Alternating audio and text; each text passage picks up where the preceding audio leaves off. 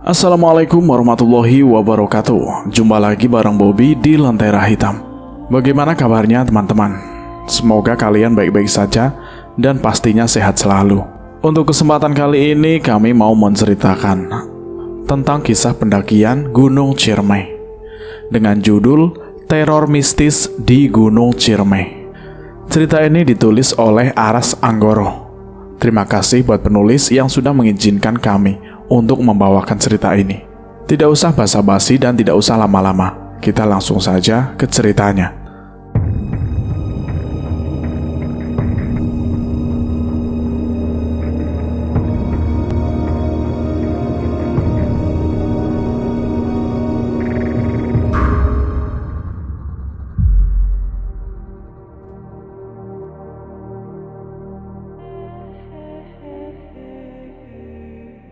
Teror mistis di Gunung Ciremai. Tidak ada yang salah selama kita naik sampai puncak juga ngecamp. Masalah baru muncul menjelang ketika turun. Di Pangasinan Ayu Height, setelah memasang pembalut, kita langsung turun. Pamit sebentar dengan pendaki Wonosobo yang kemarin sempat ngobrol di puncak. Mereka menyarankan ngecamp semalam lagi karena sudah mulai sore. Tapi karena besok kita berdua kerja, ngecamp semalam lagi jelas gak mungkin. Masuk hujan lagi. Ayu jalan duluan. Aku di belakangnya biar bisa mengawasi. Kita berjalan pelan. Jalur Linggarjati agak bahaya untuk dibawa lari. Sebentar-bentar Ayu minta istirahat. Mungkin pengaruh dari haid. Keanehan mulai terasa ketika kita melewati pos Sanggabuana. Kita tidak bertemu satu pendaki pun yang naik. Padahal ramainya pendaki inilah yang membuat saya berani turun walaupun kesorean. Jam 5 sore kita sampai di pos Batu Lingga. Ada sedikit tanah lapang buat kita istirahat. Di sini kita masak mie dan nyeduh kopi. Gimana Di? Udah sore banget nih. Ngecamp lagi aja gimana? Kata Ayu. Mukanya jelas capek dan khawatir. Lanjut aja yuk. Kalian capek, kataku kepada mereka. Setelah di rumah, barulah aku tahu kesalahan fatal dibuat di sini dan di Sanggabuana. Ayu cerita, waktu di Sanggabuana dia sebel banget. Terus bentar-bentar berhenti karena kasih jalan pendaki yang mau naik. Dia sempat ngomel, andai gak ada yang naik lagi, enak nih turun, gak keganggu. Entah kebetulan atau tidak, memang betul kami tidak pernah lagi berpapasan dengan pendaki lain. Kesalahan kedua, yang paling fatal, di Batu Lingga, Ayu membuang bekas pembalutnya ke rimbunan semak. Mulai dari sini sampai bawah adalah teror. Beres-beres berlahan, packing ulang, kita langsung jalan. Hari sudah gelap karena menjelang maghrib. Ayu di depan, aku di belakang. Bulu kuduk mulai berdiri. Rasanya di antara semak-semak, di balik pohon, setiap tempat yang gelap, ada yang mengawasi. Kepalaku mulai nyeri. Berdasarkan pengalamanku, kepala yang nyeri biasanya ada aktivitas mistis. Di belokan hutan, aku kaget melihat Ayu berhenti dan badannya menghadapku. Suasana gemetar. Dia bilang, Di, lu jalan duluan ya. Gue pegangan keril dulu ya. Aku mengangguk. Jadi sekarang aku jalan duluan, sementara Ayu pegangan kerilku di belakang. Jalanan sudah gelap total. Penerangan cuma dari cahaya headlamp. Dari sudut mata aku melihat ada bayangan hitam yang berdiri di pohon. Tapi waktu itu aku menoleh tidak ada siapapun. Lalu ada suara bisik-bisik yang jelas sekali. Yang tadinya kupikir pendaki yang naik, nyatanya jalur di depan cuma kosong dan gelap, tidak ada siapapun. Di sini aku berdoa dalam hati, memohon perlindungan. Tiba-tiba, Ayu menangis. Dia jatuh tertuduk. Kepalanya disembunyikan di lututnya. Dalam sesenggukannya, dia berulang kali menyebut pocong. Pocong, pocong. Mendengar itu bulu kuduku berdiri total. Kulihat ke segala arah dengan panik. Sosok itu tidak ada. Aku membujuk Ayu untuk berjalan lagi, sambil mengingatkan untuk berdoa. Akhirnya, Ayu mau berjalan lagi setelah matanya kututup dengan buff. Dengan cara ini, Ayu tidak lagi histeris, tapi jalan kami jadi luar biasa lambat. Sepanjang jalan aku masih terus melihat kelebatan-kelebatan hitam. Kadang semak-semak yang bergoyang sendiri. Suara-suara dalam bahasa Sunda yang aku gak ngerti artinya terdengar entah di telinga, entah suara pendaki yang membawa angin. Badanku gemetar ketika ada sebuah bayangan di ujung jalur. Dia jongkok di bawah pohon. Kali ini bayangan itu tidak hilang. Aku istighfar semakin kencang. Ayu memegang tanganku dengan erat. Semakin mendekat, kami akan terpaksa melewatinya, karena sosok itu tepat di pinggir jalur. Nyaliku habis, aku diam di tempat, gemetar dan keringetan. Kali ini Ayu sudah memelukku. Dia walau tidak melihat apa-apa, tentu merasa ada yang ganjil. Lama aku berdiri, berharap sosok itu hilang, sehingga kami bisa lewat. Tapi dia tetap di sana. Tiba-tiba punggungku ada yang menepuk. Seorang pendaki yang sedang turun. Alhamdulillah kami selamat. Aku lega. Dia melambaikan tangan mengajakku jalan. Aku langsung bergerak. Sosok itu sudah hilang. Aku mengikuti pendaki ini hingga tiba dia hilang di kegelapan. Sebuah suara pelan terdengar. Jalan terus aja bang, jangan tengok ke kiri. Aku dan Ayu masih terus merayap pelan. Teror nyata bercampur dengan halusinasi membuat mentalku semakin lemah. Sedetik yang lalu, aku melihat tangan keluar dari tanah. Ternyata hanya akar. Dalam keadaan ini akhirnya aku ambruk. Suara istighfar pelan masih terdengar dari mulut Ayu. Aku terbangun saat merasakan air segar di mulutku. Ternyata Ayu menuangkan air agar aku siuman. Kami mulai berjalan lagi. Keadaan sekarang terbalik. Aku yang hampir tidak punya tenaga yang tersisa dipapah oleh Ayu. Kelebatan-kelebatan bayangan masih terlihat di antara pohon. Di suatu tempat, aku bahkan melihat kaki yang berayun-ayun. Tak berani memastikan itu kaki siapa. Aku memejamkan mata. Setelah melewati turunan yang agak tajam, aku melihat di kiri jalur ada tenda. Aku lega bukan main. Akhirnya kami selamat. 3 orang tampak sedang mengelilingi api unggun. 1 orang melihat kami, dia melambaikan tangan. Aku dengan gembira setengah berteriak ke Ayu. Yuk, kita mampir dulu ke situ, ngopi istirahat. Besok aja kita jalan lagi. Sambil menunjuk ke arah tenda. Tiba-tiba Ayu menamparku dengan keras sambil berteriak-teriak histeris. Di, sadar Di, istighfar. Gak ada apa-apa di situ. 3 orang itu sekarang semuanya melambai-lambai memanggil. Itu ada orang yuk, ayo ke sana. Gak enak, udah dipanggil-panggil loh. Ayu menamparku lebih keras sambil berteriak di kupingku, menyuruh istighfar. Kali ini ketika aku menengok ke kiri, 3 orang itu sudah beranjak 1 meter di dekatku. Sambil nyengir aneh. Tiba-tiba, kepala ketiga lepas dan jatuh ke tanah. Sambil cekikikan kepala tadi menggelinding ke arahku. Aku histeris dan langsung lari. Beberapa lama baru aku sadar. Aku meninggalkan Ayu di belakang.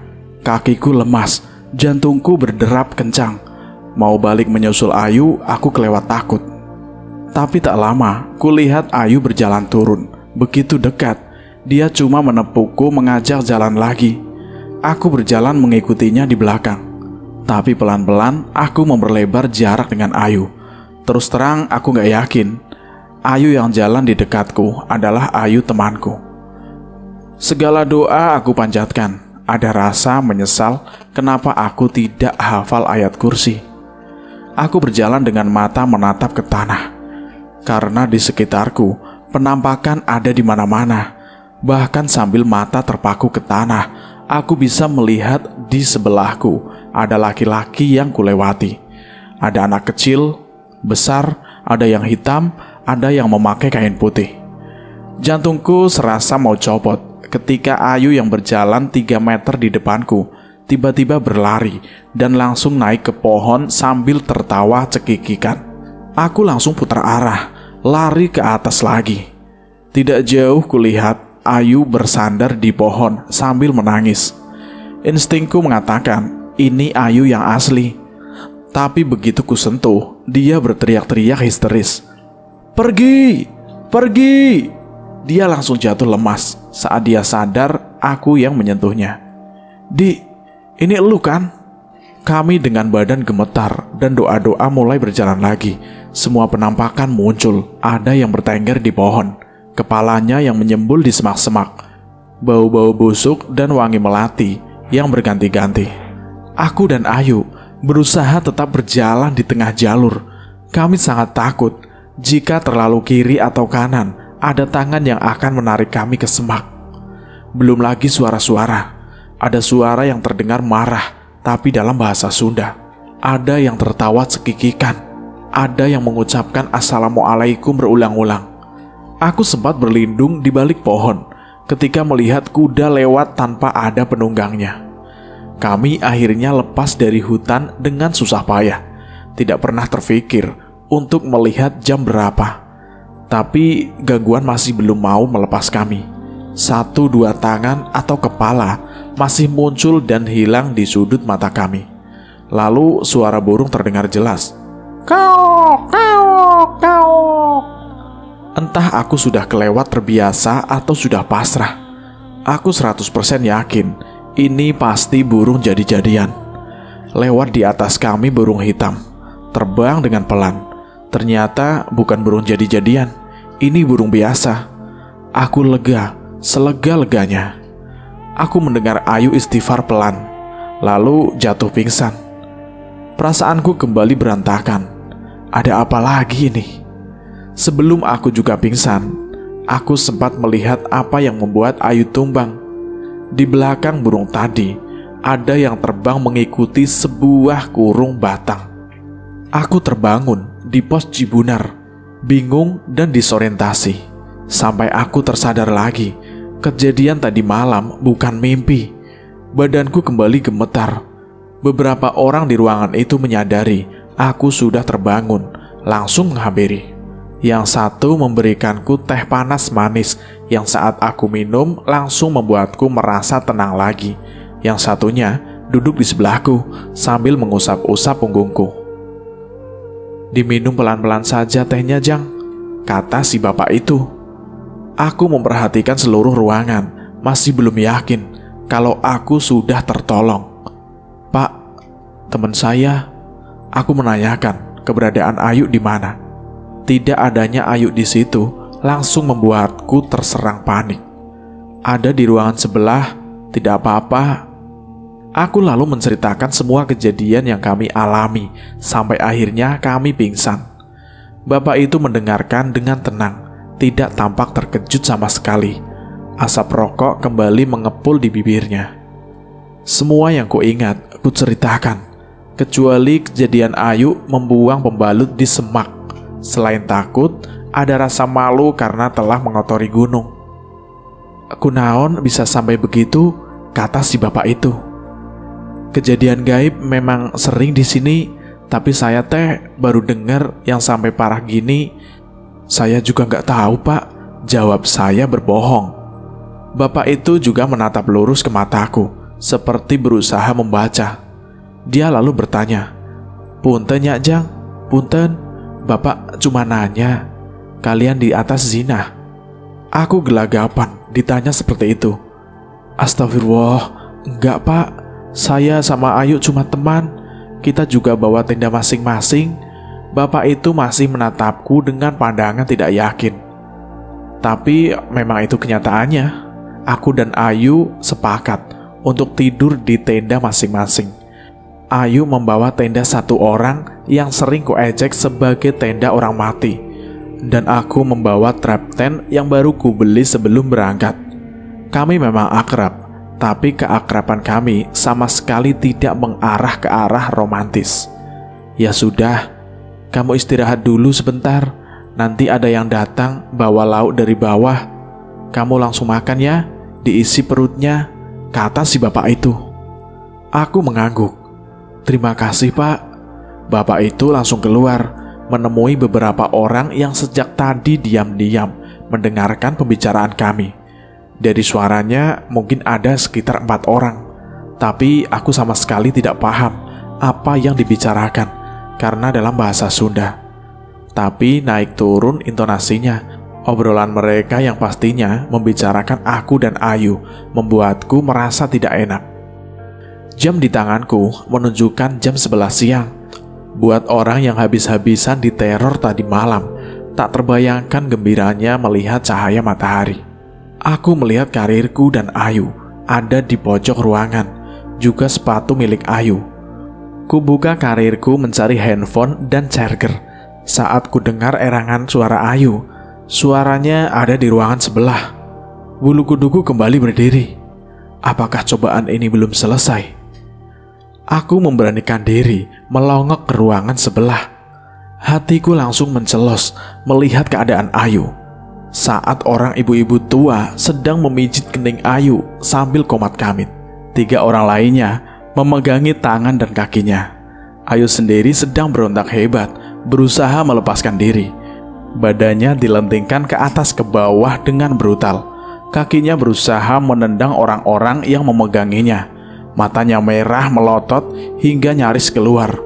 Ketika dia melihatku, Ayu tertawa mendesis mirip ular lalu berteriak histeris. Aku sok melihat keadaan Ayu hingga cuma bisa berdiri di tempat. Bapak tadi lalu menarikku dan kembali menyuruhku meminum air teh tadi. "Jangan ke situ, Jang, di sini aja," kata si bapak. "Teman saya, Pak," kataku tanpa bisa meneruskan kalimat. "Sebentar lagi, gak apa-apa, udah di sini aja." Aku diam. Tanganku yang memegang gelas teh gemetar pelan. Tiba-tiba aku teringat dengan meeting bulanan. Pekerjaan yang memasukkan untuk terus turun, walau ada keinginan untuk ngecamp semalam lagi. Terlambat sudah. Aku membayangkan muka murka atasanku atas ketidakhadiranku. Laporan-laporan yang harus kuserahkan. Wajah kecewa rekan-rekanku akan mendesah. "Pak, kira-kira sore ini teman-teman saya udah normal belum ya? Bis arah Jakarta sampai malam kan ya, Pak?" "Saya hari Selasa harus sudah ngantor, Pak," tanyaku pada si bapak. Si bapak menjawab ringan, tapi bagai petir di telingaku. "Sekarang teh hari Rabu, Jang." Astagfirullah, aku pingsan 3 hari. Tidak lama ibu tua itu keluar. Dia berjalan lemah menghampiri kerumunan orang di depan. Di situ aku memperhatikan keriput tangannya. Ibu ini sudah tua sekali, mungkin usianya hampir 70 tahun. Di situ dia bicara pelan, dan yang lain mendengarkannya. Pada suatu kalimat beberapa orang tampak terkejut, lalu mengangguk-angguk tanda mengerti. Bapak tadi lalu menghampiriku. "Jang, kita turun duluan ya. Kamu bapak bonceng. Teman kamu nanti nyusul turun, soalnya motornya cuma 1. Aku tidak bisa tidak selain setuju. Ketika akan mengangkat karir, si bapak melarang. "Udah di situ aja, biar nanti ada yang nurunin. Ayo Jang," kata si bapak. Ada sedikit nada memaksa. Benar, di luar ada motor yang diparkir. Si bapak naik ke motor dan menyalakannya. Aku naik di belakang. Tapi ketika digas, motor itu tiba-tiba mati. Aku turun lagi karena si bapak tampaknya akan menyela motornya. Sekali sela dan hidup, aku naik lagi. Tapi ketika digas, motor itu mati lagi. 2 orang lalu menghampiri kami, yang seorang menggantikan si bapak dan menyalakan motor. Motor itu kembali menyala. Dia lalu berjalan 5 meter lalu berputar lagi. Tapi kembali mati ketika aku naik ke motor. Aku merasa tampaknya penghuni Cermai tidak akan mau melepaskan kami dengan mudah. Akhirnya jam 4 sore, si bapak itu memanggilku masuk. Di dalam ada si ibu tua sudah menunggu. Ibu itu mengatakan sesuatu kepada si bapak yang mendengarkan dengan menunduk menatap lantai. Ibu ini pastinya tidak bisa berbahasa Indonesia. "Jang, si emak udah berusaha, tapi setan yang masuk ke tubuh teman si Ujang ada banyak. Dikeluarin 1, yang lain masuk. Begitu terus menerus, dan ada 1 makhluk yang emak sendiri gak bisa ngeluarin." Bentuknya ular hideng bertanduk. Aku mendengarkan dengan khawatir. Intonasi si bapak mengisyaratkan ada kabar yang lebih buruk. Makhluk itu dendam sama teman si Ujang. Karena teman si Ujang udah lancang ngotorin rumah mereka. Jadi teman si Ujang mau diambil, mau dikawinin. Sekarang aku benar-benar panik. Pak, tolong pak, bilangin saya minta maaf. Tolong pak, bu, tolong bu. Aku meratap. Iya Jang, tenang, kata si emak. Makhluk ini juga gak jahat. Dia maklum dengan kelakuan manusia pendaki ayeuna.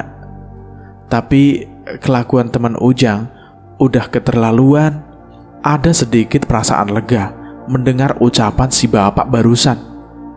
Dia akan melepaskan teman si Ujang, tapi ada syaratnya, sambung si bapak. Apa syaratnya pak? Tanyaku khawatir. Ujang malam ini harus naik dan ambil lagi kotoran yang kemarin dibuang teman si Ujang.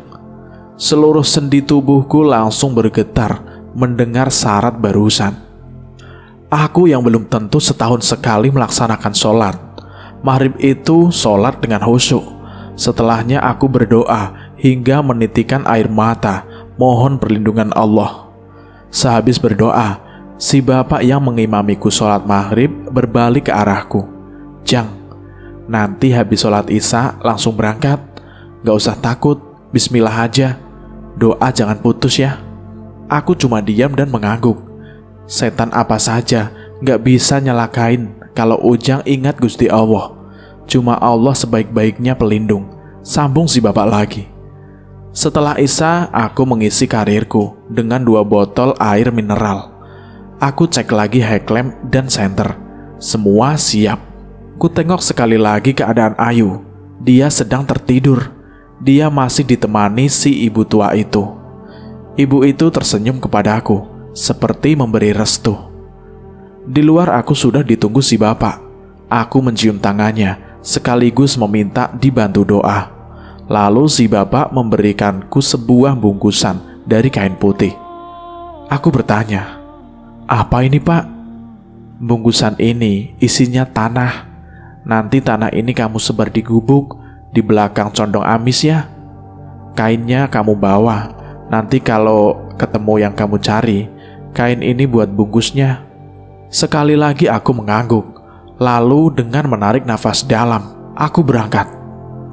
Seekor burung berkauk-kauk entah di mana mengikuti setiap langkahku. Satu-satunya penerangan hanya cahaya senter yang kuarahkan ke tanah. Aku sengaja memfokuskan pandangan ke langkah kakiku. Semakin jauh aku berjalan, bayangan horor malam itu kian menjadi nyata. Tapi tiap kali bayangan itu muncul, segera ku tepis, menjauh walau sia-sia. Aku berhenti di batas ladang. Di depanku sekarang membentang hutan pinus. Aura mistis menjalar dari semua tempat. Dengan mengucap bismillah, aku melangkah. Tiba-tiba aku mencium bau busuk yang sangat menyengat. Bulu kuduku langsung berdiri. Cahaya senter bergoyang akibat tanganku yang gemetar hebat. Aku tetap memaksa untuk maju, walaupun pelan. Setiap kali aku ingin berbalik dan lari, aku selalu diingatkan sosok Ayu yang sedang tertidur saat tadi kutinggalkan. Bau busuk itu hilang, berganti bau melati. Sumber baunya begitu dekat, seakan-akan tepat di belakangku. Bulu di seluruh tubuhku meremang, membayangkan sosok apa di belakangku. Aku menunggu, tangan sedingin es menyentuh tengkukku. Aku istighfar dan berjalan makin cepat. Dalam situasi seperti ini, tiba-tiba aku teringat legenda Nini Pelet yang konon berkeliaran di antara pohon-pohon pinus di wilayah ini di waktu malam hari. Juga sosok Nyai Kembang, pengantin wanita yang mati saat tengah mengandung dan mayatnya dibangkitkan. Pikiran tentang Nyai Kembang dengan wajah pucatnya menyeringai di belakangku cukup membuatku langsung berlari panik. Entah beberapa lama aku lari tanpa mempedulikan jalan yang mulai menanjak. Bayangan Nyai Kembang yang menyeringai sungguh menerorku, hingga akhirnya aku tersungkur karena kakiku terkait akar pohon yang melintang. Sekitarku bukan lagi hutan pinus, melainkan pohon-pohon tua raksasa. Di depanku jauh ke atas nampak sebuah bangunan gubuk kayu. Dari posisiku saat ini, bayangan gelap bangunan itu yang diselimuti kabut tipis seakan memberikan peringatan. Aku jangan coba-coba berani mendekat. Dengan ragu, ku senteri bangunan kosong itu. Mungkin ini yang dimaksud gubuk condong amis, yang dimaksud si bapak tadi. Pelan dan ragu, aku mendekati bangunan di tengah hutan ini. Sosok gelap bangunan ini saja sudah cukup mengintimidasiku. Pohon-pohon hitam di sekitarnya dengan ranting kurus yang dalam pikiranku bagaikan tangan orang mati menjuntai di sana-sini. Aku berhenti 10 meter di depannya, menyorot-nyoroti cahaya senterku ke setiap pojok ruangan. Lega setelah tidak ada sosok apapun yang bersembunyi di kegelapan itu. Tanganku merogoh kantung celana dan mengambil bungkusan putih berisi tanah. Warna putih kain itu langsung membuatku bergidik ngeri. Kubuka ikatannya, lalu kutuangkan tanah di dalamnya ke tanganku. Kutarik nafas, langsung ku berlari ke belakang pondokan ini. Lalu secepatnya ku sebar tanah tadi sesuai permintaan si bapak. Aku sengaja melakukannya dengan cepat karena ngeri membayangkan apa yang ada di belakang pondokan ini. Tiba-tiba muncul sebuah wajah putih menyumbul di antara semak. Matanya membelalak lebar tepat di hadapanku. Aku langsung jatuh duduk sambil berteriak-teriak histeris. Ketika aku memberanikan diri membuka mata, sosok itu berdiri di sana, bertolak pinggang. Aku masih dalam keadaan jatuh terduduk. Sosok itu mengeluarkan suara yang anehnya terdengar normal. Apa-apaan, hei? Aku langsung menguasai diri. Sosok ini ternyata manusia biasa, pendaki. Aku masih bengong tak percaya melihat manusia normal berdiri di hadapanku. Sosok itu bicara lagi. Kali ini tangannya menunjuk ke kolong gubuk. Apa-apaan? Mie gue jadi gak bisa dimakan, hei. Aku terpana, mataku bolak-balik melihat sosok itu dan mie yang baru direbus di atas kompor portable kotak. Benar, mie itu sudah bercampur tanah merah yang tadi ku lempar. Ketika makin terang, baru aku menyadari sosok itu memang manusia biasa yang memakai kemeja lapangan warna hitam, celana pendek, dan sepatu kuning. Kulihat sekali lagi, sepatu kuningnya menampak di tanah. Dia benar manusia. Dia menggapi tanganku dan menolongku berdiri. Aku ditatap dari atas ke bawah, ke atas lagi. Apa-apaan barusan? Katanya lagi. Maaf bang, saya beneran gak tahu ada orang di sini. Aku minta maaf. Naik berapa orang? Tanya lagi. Sendiri, jawabku. Sekarang aku bisa melihat dengan jelas orang ini. Tingginya sama denganku. Usianya mungkin menjelang 50 tahun. Tapi sosoknya nampak lebih muda. Cahaya memantul dari kacamata bulatnya. Matanya penuh selidik memandangku. Gak dianjurkan jalan malam sendiri di Gunung Cermai, katanya. Emang dapat izin naik tadi di bawah? Iya bang, dapat, jawabku. Sengaja tidak terus terang alasanku naik. Ya udah, istirahat dulu aja. Mau mie? Gue masak dulu. Yang tadi harus dibuang gara-gara lu. Barulah aku sekarang melihat dengan jelas. Di belakang gubuk ini dia menggelar matras. Karir besar berdiri menyandar di tiang kayu. Siapa nama lu? Dan lu dari mana? Katanya sambil menyalakan api kompor. Saya Adi bang, dari Jakarta. Kalau abang? Jawabku, sambil tetap membelakangiku. Sibuk dengan kompornya dia menjawab. Gua Moka. Aku sama sekali tak peduli dia dari mana. Aku sangat bersyukur bukan hanya aku sendiri di gunung ini. Rasanya aman dan tenang menguasai dadaku. Setelah mie datang, dia mengeluarkan mangkok plastik dari karirnya, menuang sebagian mie itu untuk kumakan. Sedang dia sendiri memakan mie tadi langsung dari nesting. Sambil makan, dia terus-terusan memperhatikanku. Setelahnya dia mengeluarkan rokok kretek dari kantong bajunya, lalu menghisapnya dalam. Jadi lu orang ya? Katanya, seakan berbicara pada diri sendiri. "Gimana bang maksudnya?" tanyaku kepada dia, tak yakin arah pertanyaannya.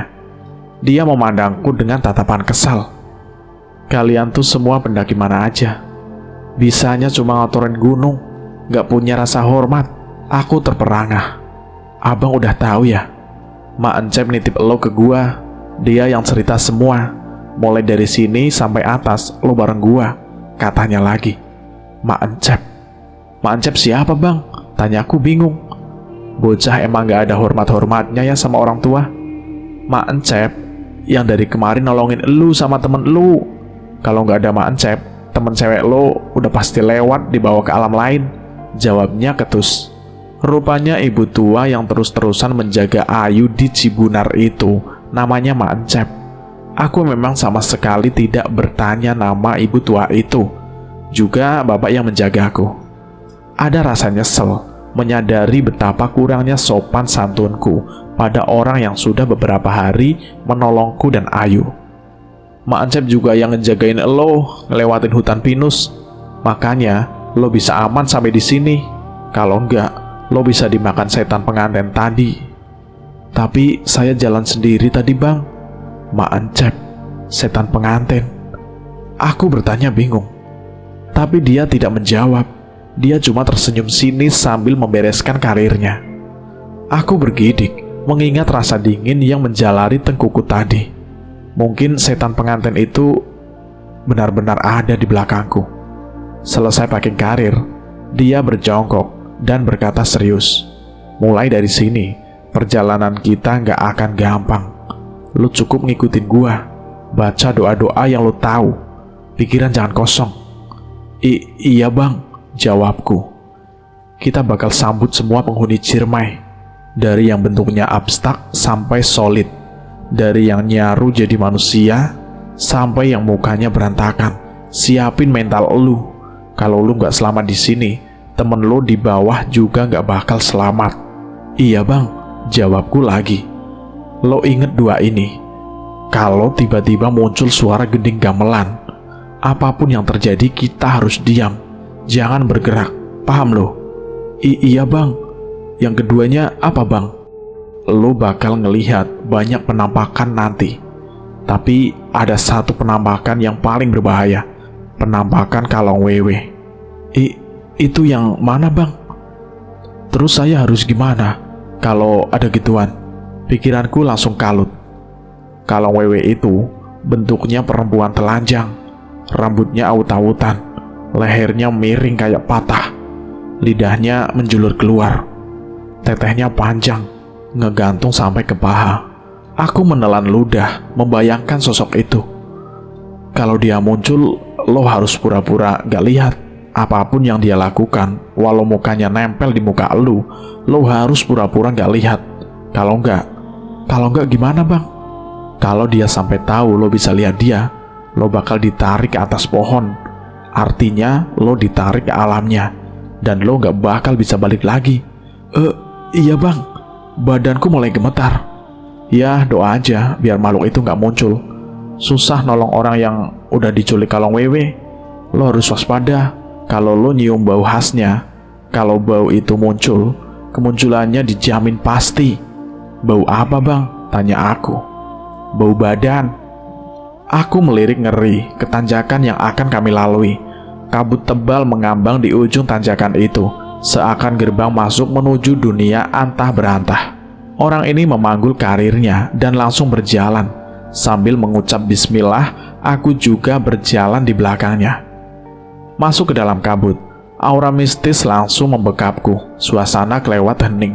Tidak ada satupun suara binatang alam yang terdengar, hanya suara langkah kaki dan nafas yang semakin berat.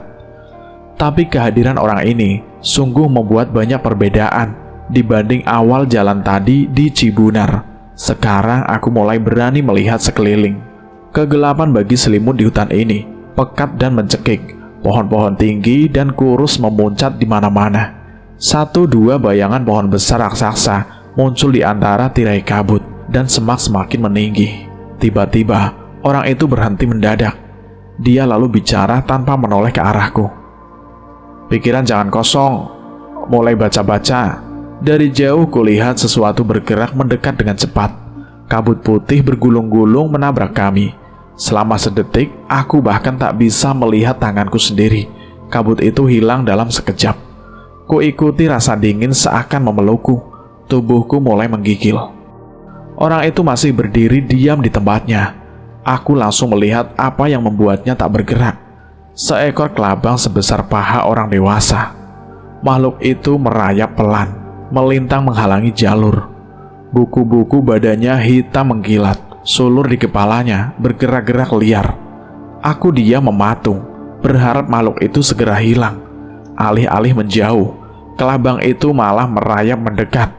Sulur kepalanya baru menyentuh betisku, ketika tiba-tiba orang itu mengeluarkan parang dan membelah kelabang itu menjadi dua. Sebelah badannya menggelepar liar di tanah, sementara yang sebelah justru merayap ke pahaku. Aku berteriak sejadi-jadinya sambil mengibaskan kaki. Dengan tak acuh, orang itu menarik sisa tubuh kelabang dari tubuhku. Dibantingnya ke tanah lalu dibuang ke tengah semak. Dengan muka sebal, dia melirikku dari belik kacamata bundarnya. "Malam ini panjang, boy," katanya sambil berjalan meninggalkanku. Nafasku hampir habis mengikuti irama jalannya. Walau menggendong karir segunung, tapi langkahnya tampak ringan. Ada sebuah pin menempel di karirnya, tapi aku tak berhasil membaca tulisannya. Dia mencolek bahuku dan menunjuk ke atas. Mataku mengikuti arah yang ditunjuk, dan seketika tubuhku bagai tersengat listrik. Di dahan pohon yang paling tinggi tampak sosok perempuan, kakinya menjuntai ke bawah. "Kuntilanak," katanya sambil nyengir. Kakiku kembali gemetar, rasanya tak ada tenaga sedikit pun untuk bergerak sekuat apapun berusaha. Bukan cuma ada satu, tapi dua. Seketika aku menyadari sosok itu ada di setiap batang pohon. Jumlahnya puluhan, menggantung di sana-sini, hanya diam, tak bergerak, tak bersuara. "Bang, tolong." Bahkan suara yang keluar dari mulutku pun bergetar. Dia malah tertawa melihatku bersimbah keringat. Dia mengamit lenganku dan mengajakku jalan. Cuma begitu aja mereka itu, gak bisa lebih. Kuntilanak gak akan nyekek lu, apalagi gigit. Bisanya cuma nongol. Berharap manusia yang diganggu mentalnya lemah kayak lu. Terus terang aku takjub dengan abang ini, bicara miring tentang hantu tanpa rasa takut sama sekali. Jalan semakin ke atas, penampakan muncul di mana-mana. Beberapa bahkan tempat di pinggir jalur, bukan hanya kuntilanak, tapi juga banyak wujud lain. Beberapa wujud muncul dalam keadaan tidak utuh.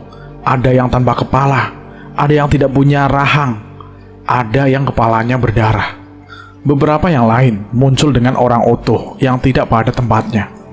Semakin aneh bentuknya, menandakan rendahnya level mereka di dunianya. Yang bisa mereka lakukan cuma muncul dan hilang. Muncul dan hilang terus. Begitu terus menerus. Kalau lo takut dengan godaan makhluk level rendah ini, itu menandakan rendahnya level iman lo, boy. Ucap orang itu dengan tenang. Sebaliknya, semakin sempurna bentuknya, menandakan semakin tinggi levelnya. Makhluk-makhluk model begini yang wajib diwaspadai. Bukan cuma bentuknya, tapi juga pakaian, tingkah laku, dan tutur katanya. Setan-setan yang paling baik adalah setan-setan yang paling berbahaya, boy. Sambung orang itu. Kadang makin sulit membedakan manusia dengan setan. Dari belakang kulihat dia nyalakan rokok. Asapnya terlihat mengupul tipis. Bahkan dia bisa berjalan sambil merokok. Pikirku, stamina orang ini luar biasa. Kuntilanak yang berdiri terlalu dekat di jalur disembur dengan asap rokoknya dan menghilang. Dari dulu di gunung ini sudah tidak terhitung banyaknya pendaki yang hilang. Tiap generasi gak pernah kekurangan orang-orang gak punya etika kayak lo dan teman lo. Orang itu ngomel sendiri. Nyampah, zinah, berisik, ngomong sembarangan, nantang-nantang. Di persimpangan kami berhenti. Jalan di sebelah kanan nampak sudah lama tidak dilewati. Batunya berlumut, tanda jarang diinjak manusia. Jalan yang sebelah kiri terbuka lebar, Jalurnya tampak jelas sering dilalui. "Kalau lo terpaksa sendiri, jalan mana yang lo pilih?" tanya orang itu kepadaku. "Kiri," jawabku dengan cepat. "Lo mati," kata orang itu. "Jalan sebelah kiri ini gak pernah ada. Di balik semak-semak ini cuma jurang, kuburan buat banyak pendaki." Aku tersikap ketika menyadari kami tidak berhenti di persimpangan. Jalur sebelah kiri yang tadi kulihat sekarang berubah menjadi semak belukar. Kami meneruskan jalan semakin ke atas. Penampakan semakin menjadi. Mereka juga semakin berani. Sebuah bayangan hitam menabrakku dan lewat begitu saja, dan meninggalkan bau amis darah. Bayangan lain meloncat-loncat dari pohon ke pohon. Nafas-nafas berat, kadang menggeram, seringkali terdengar. Suara cekikikan, tangisan, suara-suara bayi, ringgik kuda. Bau-bauan muncul dan hilang silih berganti. Bau busuk bangkai tercium di bawah pohon tumbang, digantikan harum melati. Sesekali bau anyir darah menyergap. Orang itu tiba-tiba berhenti mendadak dan memberikanku aba-aba untuk diam. Semua bau-bauan itu hilang mendadak, diganti bau yang asing. Aku coba mengingat-ingat, pernah mencium bau ini entah di mana. Bulu kuduku langsung meremang saat kesadaran menyergapku. Ini bau badan kalong wewe. Jantung bergemuruh kencang ketika bau badan tersebut kian mendekat. Kakiku bagai tertancap di tanah. Mataku terbelalak liar mencari sosok yang bahkan abang ini pun merasa lebih baik menghindar. Dan jantungku serasa dicabut. Sosok itu tepat berada di atasku. Wajahku tertutup rambutnya yang acak-acakan, tangannya yang penuh koreng dan bernanah menjuntai. Semakin kuat usahaku untuk diam, tubuhku semakin gemetar tak terkendali. Aku lalu menutup mata dan berusaha membayangkan apapun, sekedar untuk menghilangkan bayangan kalong wewe itu dari benakku. Aku membayangkan suasana kantor, riuhnya saat makan siang, atau macetnya lalu lintas di jam pulang kantor. Sekejap aku berhasil menenangkan riuh jantungku. Gemetar di seluruh tubuhku mulai berkurang ketika tiba-tiba suara berdebum jatuh tepat di belakangku. Usahaku barusan langsung sia-sia. Tubuhku gemetar hebat, bahkan lebih dibanding sebelumnya. Aku 100% yakin kalau wewe itu tepat berada di belakangku. Punggungku terasa panas, beban karir yang kubawa kurasa kian bertambah berat. Sebuah tangan muncul dari belakang, berkoreng dan berbau busuk. Kukunya yang panjang dan hitam mulai menyentuh pipiku. Di titik ini aku bahkan sudah tak sanggup lagi menutup mata. Aku hanya bisa menatap ngeri ketika jari-jari kurus itu bergerak perlahan membelai pipiku dan hilang. Jari-jari itu hilang begitu saja, tapi aku masih tidak berani bergerak.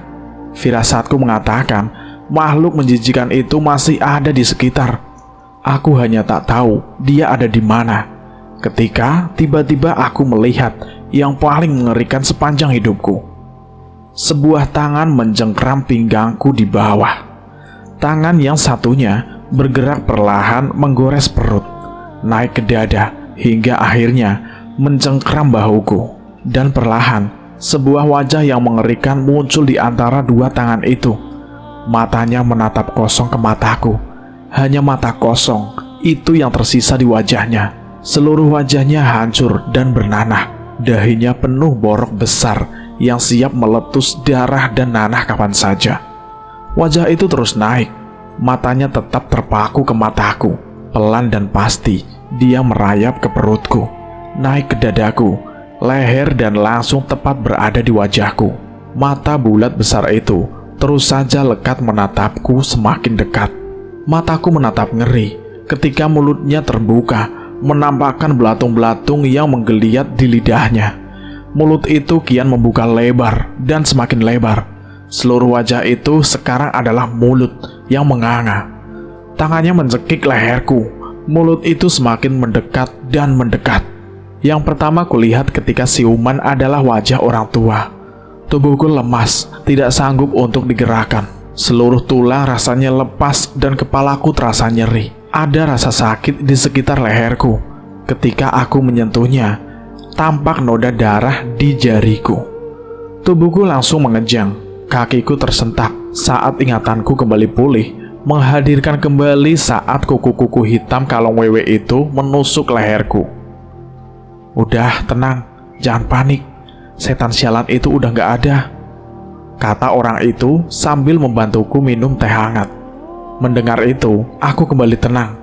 Tapi rasa sakit di sekitar leherku masih terasa panas. Bekas hitam di leherku kelak tidak akan hilang selama hingga berminggu-minggu. "Terima kasih, Bang." Suaraku terdengar lirih. Tapi aku sungguh-sungguh berterima kasih. Tanpa kehadirannya, entah bagaimana nasiku dan Ayu. "Bukan gue," jawabnya pelan, sambil membereskan kompor bekas masakan air panas. Suaranya terdengar lemah. Aku masih memandanginya, menunggu jawaban, merasa diperhatikan. Dia menghentikan aktivitasnya dan menatap serius padaku. "Berterima kasihlah sama Nyi Linggi," dia berucap. Aku masih menatapnya, bingung bagaimana bereaksi. "Nyi Linggi? Nyi Linggi siapa, Bang?" tanya aku kepada abang itu. Dia tampak kesal dengan pertanyaanku. "Emang kalian bocah gak tahu adat? Nyi Linggi itu orang yang rumahnya di Batu Lingga kalian kotori." Aku masih tetap bingung dengan jawaban-jawaban. Tapi orang kan, Bang?" tanyaku lagi. Dia mendekat dan berisik pelan di telingaku. "Penguasa Ciremai." Kami kembali berjalan. Semakin ke atas, hutan semakin rapat. Pohon-pohon besar berdiri angker di segala penjuru. Sosok-sosok kuntilanak masih muncul di sana-sini, walau tidak sebanyak tadi.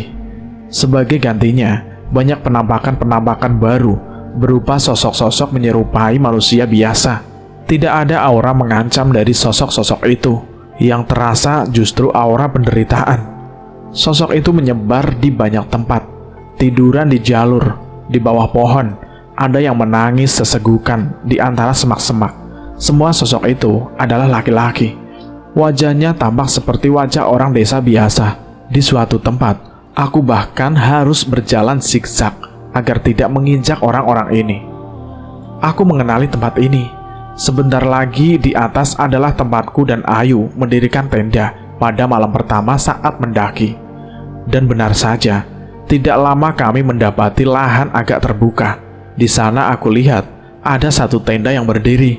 Ada sebuah penanda berwarna kuning di pohon yang bertuliskan "Kuburan Kuda." Wajahku sumringah melihat kehadiran orang lain di gunung ini. Dua orang pendaki yang sedang sibuk memasak. Satu orang lainnya tampak duduk di mulut tenda. Kakinya menjorok keluar memperhatikan rekannya yang sedang sibuk. Tapi aku juga melihat penampakan sosok lain.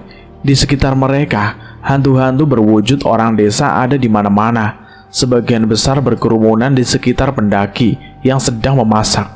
Wajah-wajah sendu itu memperhatikan seorang pendaki yang sedang mencicipi kuah mie. Mereka tampak kelaparan. Aku sudah bersiap akan menyapa pendaki-pendaki ini ketika orang itu mencolekku dan menggelengkan kepala. "Sekarang ini mereka nggak bisa lihat kita," katanya. Aku terperangah mendengarnya. Apakah aku sudah jadi hantu? Kita dan mereka di tempat yang sama, tapi berbeda dimensi. Sambung orang itu lagi. "Percuma nyapa, mereka nggak akan dengar." Aku lalu menunjuk sosok-sosok hantu yang kurus berwujud orang desa itu, meminta penjelasan. Mereka tadinya orang kampung biasa di kaki gunung. Mereka dibawa ke sini untuk kerja romusa di zaman Jepang, disiksa, kelaparan, dan akhirnya dieksekusi. Mayatnya dibuang di daerah ini. Aku iba mendengar masa lalu pahit yang harus hantu-hantu ini alami. Orang itu menggapai lenganku, mengajakku kembali meneruskan perjalanan. Aku mengangguk, lalu mulai melangkah.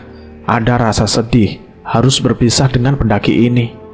Bagiku mereka adalah simbol kehidupan biasa, tenang dan tanpa konflik. Sementara aku harus pergi menuju kerajaan gaib di Gunung Ciremai. Keceriaan mereka adalah keceriaanku dan Ayu beberapa malam yang lalu. Semoga mereka tidak mengikuti kesalahan kami. Perhatianku teralih oleh suara gemericik di semak-semak di kanan dan di kiriku. Sesekali terlihat kelebatan sesuatu yang berjalan mengiringi langkah kami. Kadang terdengar nafas berat.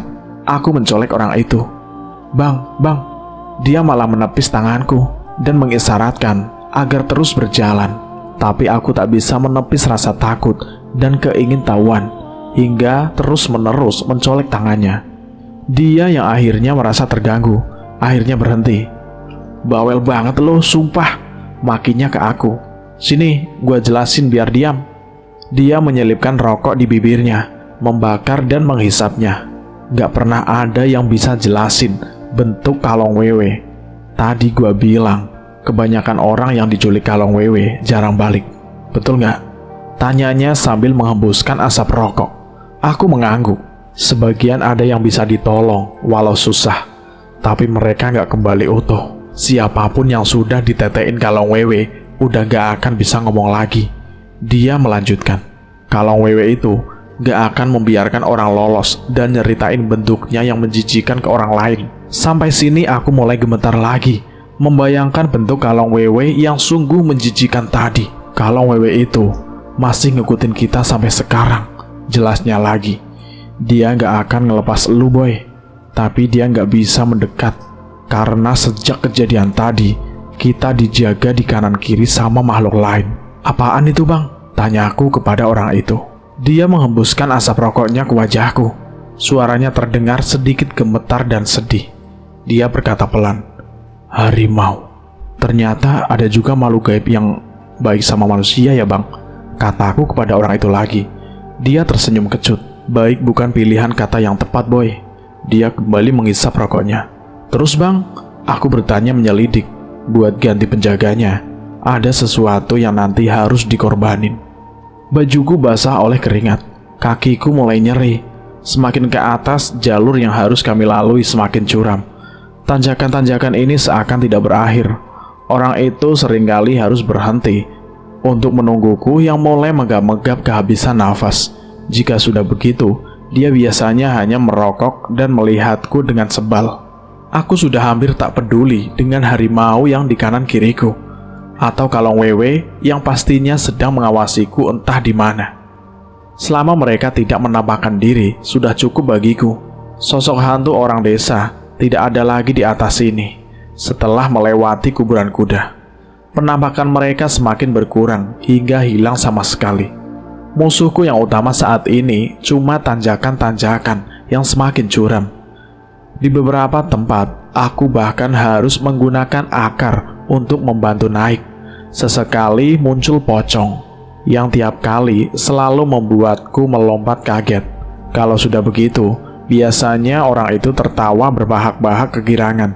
Rupanya kepanikanku sudah menjadi hiburan buat dia. Benar kata abang tadi, setan-setan itu bisanya cuma muncul dan hilang, nggak bisa ngapa-ngapain, kataku dengan nafas tersenggal-senggal. Dia nyengir. Yang gua maksud tadi kan kuntilanak boy. Haha. Jawabnya sumringah. Kan gua tadi nggak nyebut pocong. Lah kalau pocong gimana bang? Di Afrika ada yang namanya kobra penyembur. Dia nggak matok kayak ular lain, tapi dia nyemburin bisa beracun ke muka korbannya. Dia menyambung, pocong itu kobra penyemburnya dunia setan. Saran gua, kalau lo lihat pocong cuma satu, lari. Lo gak bakal mau kan diikutin pocong? Kalau diludahin gimana bang? Tanyaku kepada orang itu. Iya buta. Hahaha. Dia menjawab diiringi gelak tawa senang. Entah dia bicara atau tidak, tapi yang jelas aku berharap jangan pernah lagi bertemu pocong.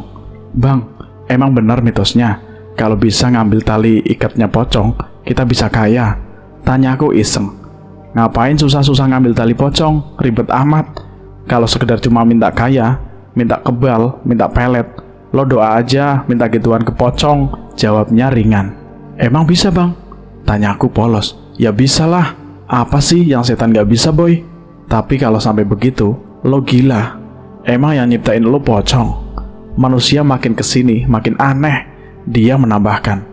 Jadi gak heran gua kalian sampai ketimpa masalah kayak gini. Hidup lo kebangetan, jauh dari agama boy. Aku termenung mendengar jawaban yang terkesan ngawur, tapi ada benarnya juga di situ. Memang betul, hidupku sudah melenceng jauh dari yang seharusnya. Aku bertekad dalam hati, jika bisa lolos dari sini, aku gak akan meninggalkan sholat. Lalu aku mendengar bunyi berdedum ringan. Suara benda jatuh. Dengan panik aku mencari-cari sumber suara itu. Orang itu pun mendengar suara itu. Dengan mengikuti arah tatapannya, barulah aku melihat sumber suara berdedum itu. Dari tanjakan di depan kita, seonggok kepala tanpa tubuh tergeletak. Aku bagai tersengat listrik seketika. Kepalaku itu berputar pelan dan penampakan wajahnya. Mulutnya sobek sampai ke telinga, lidah panjangnya menjulur keluar, bergerak-gerak mengerikan. Air liurnya menetes, matanya yang tertutup pelan-pelan terbuka. Di balik kelopak mata itu tidak ada apa-apa, hanya tulang hitam, kosong tapi terlihat mengancam. Makhluk itu melayang 2 meter dari tanah, ditinggahi suara tawa serak dari mulutnya dan meluncur ke arahku dengan cepat.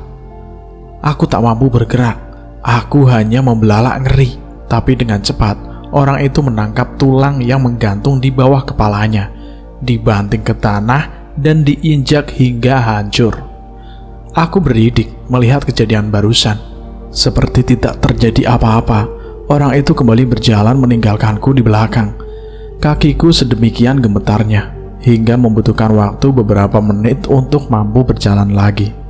Dengan ngeri aku berjingkat minggir, menghindari sisa-sisa makhluk itu. Walau hancur, tapi dia masih bergerak-gerak lemah. Tapi tiba-tiba kakiku tidak dapat bergerak.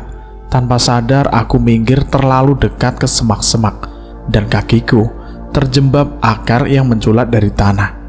Dengan panik aku menggibas-gibaskan akar yang menjepit kakiku itu tanpa melihatnya.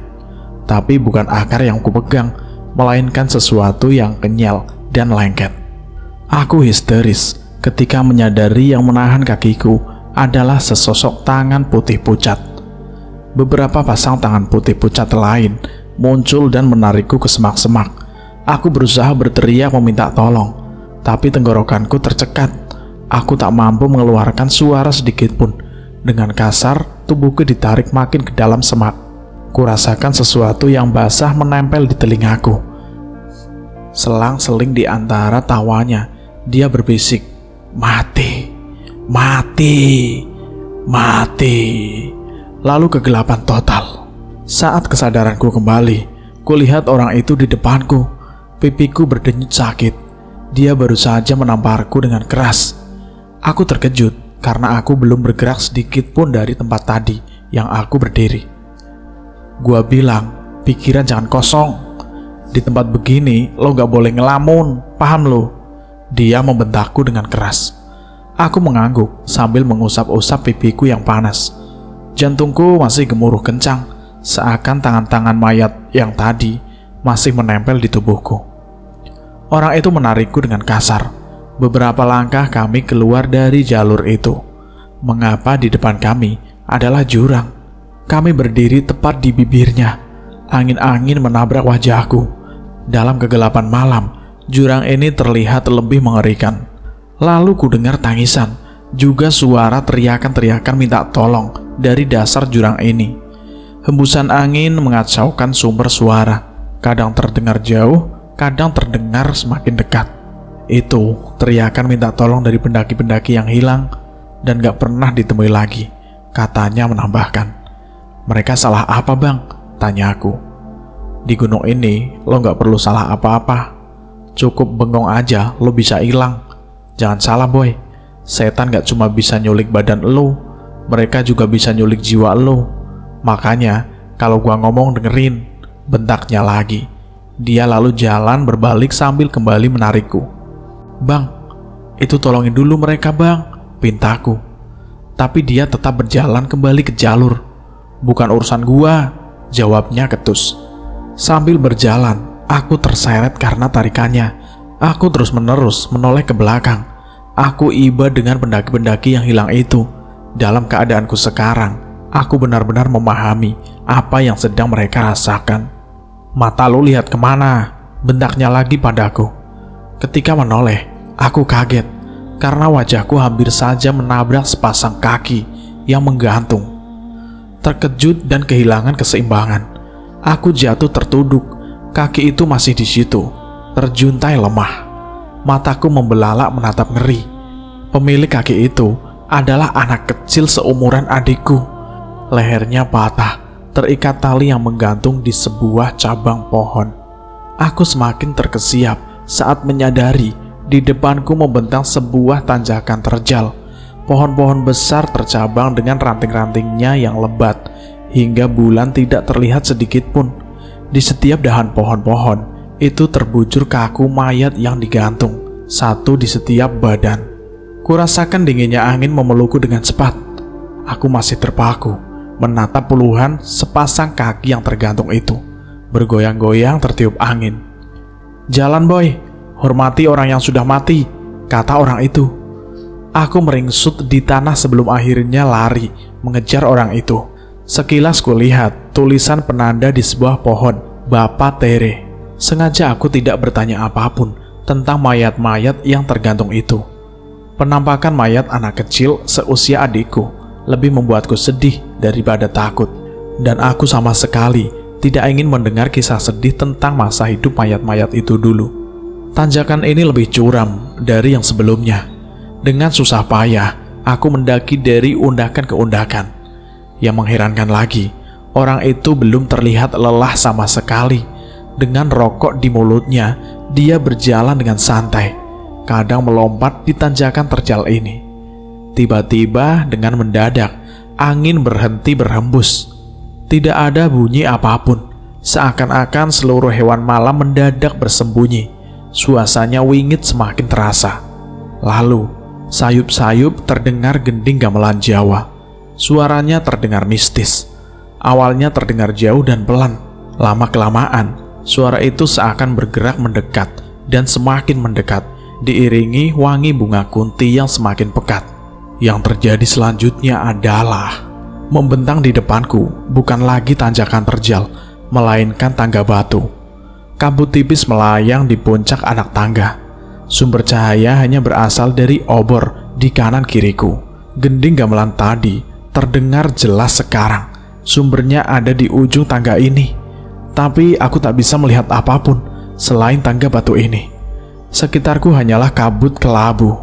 Aku panik saat aku menyadari aku berdiri di sini seorang diri. Orang itu tidak ada dimanapun.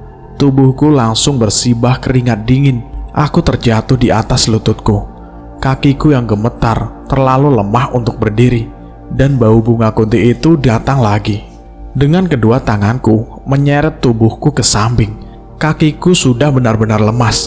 Tujuanku secepatnya bersembunyi di balik tirai kabut sebelum pemilik wangi bunga kunti itu muncul. Ternyata tertutup dalam kabut adalah hutan. Tubuhku beringsut di balik pohon besar. Nafasku kempas-kempis tak beraturan. Wangi bunga kunti itu semakin pekat. Bulu kuduku meremang saat kuberanikan diri untuk mengintip ke arah tangga batu itu. Sesuatu melayang dari tangga terbawah, berhenti sebentar di titik di mana tadi aku berdiri, lalu melayang ke atas anak tangga dan hilang di balik kabut. Itu adalah sosok nenek tua. Auranya sedemikian mengerikan hingga aku langsung menggigil hebat. Dia mengenakan pakaian serba hitam dan rambutnya luar biasa panjang. Bahkan saat tubuhnya hilang di balik kabut, rambutnya masih terlihat bergerak selama beberapa saat. Aku benar-benar cemas dan luar biasa panik. Tidak tahu harus bagaimana dan kemana. Aku menyadari kebodohanku sekarang. Aku terlalu bergantung pada orang itu. Padahal sejak di Cibunar, aku sudah bertekad akan melakukan ini sendiri. Sekarang aku di sini, sendiri. Tangga batu, obor, kabut kelabu. Sepenuh hati aku sadar, aku tersesat di alam lain. Aku terus-menerus mengingatkan diri sendiri. Aku harus tenang. Aku harus pulang. Aku tidak boleh mati di sini. Ketenanganku cuma berhasil beberapa detik. Saat kabut sedikit tipis, kulihat sesuatu yang nyaris membuatku histeris. Jika saja tidak ada tangan yang membekap mulutku. Orang itu sudah datang di sampingku. Tangannya masih membekap mulutku. Dia memberi aba-aba untuk tenang. Baru kusadari, di depanku tergeletak banyak tubuh pendaki gunung. Satu tubuh malah tepat ada di sampingku. Yang lain terserak tak beraturan. Mereka semua tidur. Hanya saja kulitnya sepucat mayat. Orang itu menyuruhku berdiri dengan tenang. Aku diperintahkan mengikutinya. Dia berjalan menjauhi tangga batu, masuk menembus kegelapan hutan. Aku berjinggat-jinggat, berusaha tidak mengeluarkan suara apapun. Seekor gagak di atasku, melompat dari dahan ke dahan seakan mengikutiku. "Abang dari mana? Itu siapa, Bang?" "Mereka tadi..." Suaraku gemetar bertanya. Tidak seperti biasanya. Mereka menjawab dengan berbisik, "Ini bukan tempat lu lagi, boy. Jangan sampai ada yang tahu kita di sini." Aku ngangguk pelan, tapi masih tetap menunggu penjelasan. "Itu pendaki yang..." "Udahlah, gak perlu tahu. Pokoknya jangan sampai mereka bangun," bisiknya lagi. Kami berjalan semakin jauh masuk ke dalam hutan. Aku tercengang melihat agak jauh di samping kananku. Menjulang di antara hutan dan kabut, sebuah bangunan besar. Di tengah malam seperti ini, bangunan besar dengan menara-menaranya yang tinggi, tanpa penerangan sama sekali, terlihat bagai raksasa. Rupanya, dari sanalah sumber suara gending-gending itu. Aku membuang muka, tidak ingin membayangkan makhluk-makhluk apa yang ada di dalam sana, dan kembali fokus melihat punggung orang itu yang berjalan di depanku. Suasana sekitar hening mencekam. Tidak ada satu bunyi apapun. Tidak ada satu bunyi suara binatang hutan. Kabut tipis melayang rendah di antara pohon-pohon cantigi. Lalu mendadak kita sampai di tepi hutan. Orang itu berhenti. Dia memberiku aba-aba untuk mundur beberapa langkah dan bersembunyi di balik semak. Di depan kami terhampar tanah lapang yang luas. Aku tak tahu berapa luasnya karena tertutup kegelapan dan tirai kabut. "Boy, kita udah sampai. Mulai dari sini lo jalan sendiri ya. Ingat, untuk apa lo jauh-jauh ke sini?" Orang itu membuka pembicaraan. "Iya, Bang, ngambil pembalut yang dibuang Ayu," kataku kepada orang itu. "Jalan lurus saja, jangan bikin keributan, jangan narik perhatian, jangan sampai Nyilinggi tahu keberadaan lu." Aku mengangguk mengerti. "Tapi bukannya Nyilinggi itu baik ya, Bang? Kan dia yang nolong waktu ada di kolong WW itu," tanya aku kepada orang itu. "Gue jelasin ya, Nyilinggi yang ngasih syarat untuk ambil lagi sampah sialan tadi. Dia yang ingin elu sampai naik ke sini, boy," jawab orang itu. "Ada maksudnya kenapa dia nolong elu tadi? Dia mau elu sampai istana tanpa luka apa-apa." "Gimana maksudnya, Bang?" tanya aku masih tidak mengerti. "Syarat itu cuma akal-akalan saja, boy. Nyilinggi itu mau ngunduh hantu. Ngerti gak lo? Dia itu mau ngawinin," bisiknya orang itu. "Siapa yang mau dikawinin, Bang?" Aku masih tidak paham arah pembicaraannya. "Lu, boy." Bagai tersambar petir, aku mendengar jawabannya. Jadi aku dengan lugu masuk perangkap. Tubuhku sontak menggigil. Orang itu mengeluarkan rokok dari kantongnya, menjepit di mulut lalu membakarnya. Asap tipis mengepul dari bibirnya. Aku terpana. Dalam keadaan begini, bisa-bisanya dia merokok dengan tenang. Lalu kesadaran menghantamku. Aku beranikan diri bertanya padanya, "Jadi abang antar saya ke sini biar saya bisa dikorbanin, Bang?" tanyaku.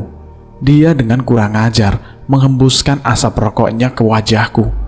"Gua ada di sini untuk mastiin lo naik dengan selamat, untuk ngambil sampah sialan itu biar teman lo bisa ketolong, dan mastiin lo turun dengan selamat," jawabnya dengan tenang.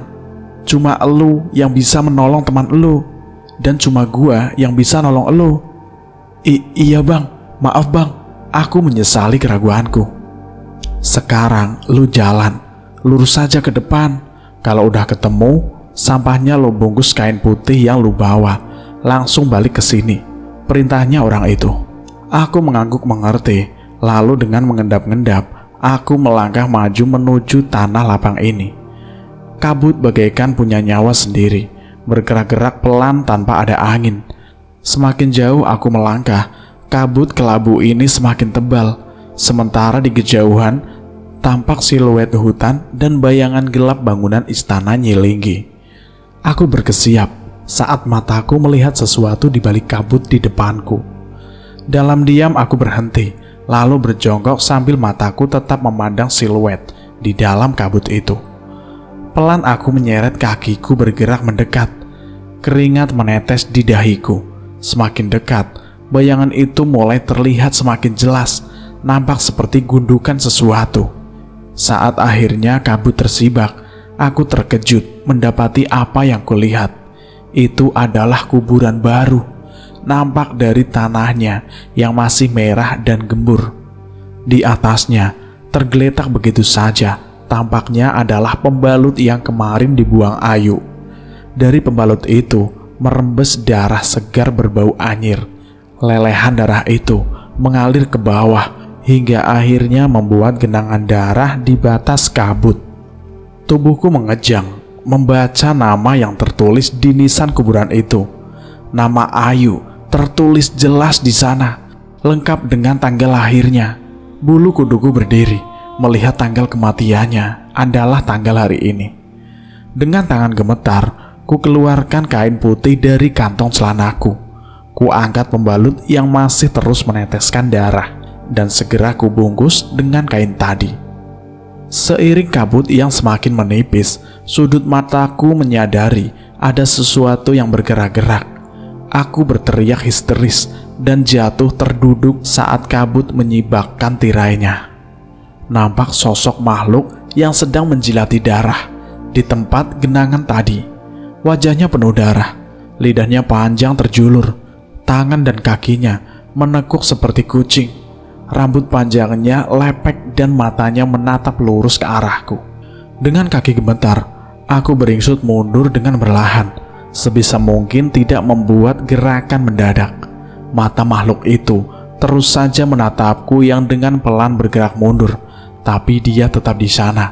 Lidahnya sudah berhenti menjilati darah itu, tapi dia tetap di sana. Lalu, kurasakan sesuatu yang lembut tersentuh di punggungku. Aku langsung berhenti dan dengan tenang menengok ke belakang. Tubuhku membeku, berdiri tepat di belakangku dengan rambut terurai panjang hingga ke tanah. Nyi Linggi. Tubuhku menggigil tak terkendali. Tidak sedikit pun aku mampu bergeser. Makhluk itu terus menatapku. Wajahnya yang penuh darah tampak berkilat saat tertimpa cahaya bulan.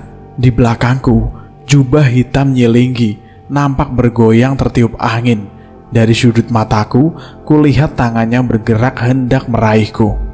Tak mampu bergerak, mataku membelalak dengan ngeri saat jari-jari pucatnya menyentuh pundakku. Dengan kalut aku mencoba mengingat doa apa saja, tapi pikiranku yang panik tidak mampu mengingat satu doa apapun. Aku mampu menguasai lagi tubuhku saat ku dengar bunyi kepakan sayap lewat di telingaku. Seekor gagak hitam terbang di antara aku dan Nyi Linggi, lalu hinggap di atas nisan kuburan Ayu. Kepala burung itu bergerak-gerak, matanya yang hitam seakan melihat padaku. Lalu tiba-tiba dia berkoak dengan kencang dan terbang ke arahku. Aku berteriak ketakutan sambil menutupi wajah dengan tangan, mencoba menghindari cakaran burung hitam itu. Tapi dia lewat begitu saja, dan di saat yang bersamaan terlepas juga kuku Nyi Linggi yang menancap di pundakku. Sadar, aku segera beringsut ke samping dengan cepat menghindari gabaian tangan Nyi Linggi. Lalu, dengan kaki gemetar, aku berbalik arah dan berlari secepat yang aku mampu. Aku berlari tak tentu arah. Kabut kelabu menghalangi pandanganku. Yang kupikirkan hanyalah bergerak terus sejauh mungkin, membayangkan tangan pucat Nyi Linggi itu menggapai punggungku membuat seluruh tubuhku gemetar. Sebuah siluet hitam muncul mendadak di depanku. Tak mampu menghindari, aku terjatuh berguling-guling di tanah. Aku langsung bangkit, waspada. Mataku nyalang melihat sekeliling, berusaha mencari sosok Nyi Linggi dan makhluk darah itu. Mereka tidak terlihat di mana-mana. Sekelilingku hanya kabut tebal, tidak juga terdengar suara apapun. Di depanku nampak gundukan tanah, sebuah kuburan lagi. Aku terkejut karena menghindari kuburan ini yang tiba-tiba muncul di tengah kabut. Sedetik bulu kuduku meremang, takut jika ternyata aku cuma berputar-putar di tempat. Tapi sekilas, pandanganku langsung lega. Ini bukan kuburan baru.